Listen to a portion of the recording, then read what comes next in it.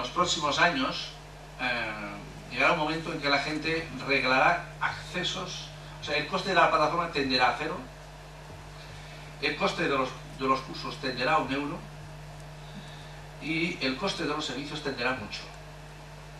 No me tengo que poner cifra ahí, pero tenderá mucho, porque realmente lo difícil será conseguir que esa gente haga un buen uso de los contenidos que ponemos a su disposición. Por lo tanto, quiere decir que esa gente sea capaz de utilizar esos contenidos y trasladarlos en su día a día, utilizándolos en la gestión en la que está desempeñando. Por lo tanto, lo que sería, digamos, el desempeño profesional, el papel que tendrán los cursos será un papel relativo.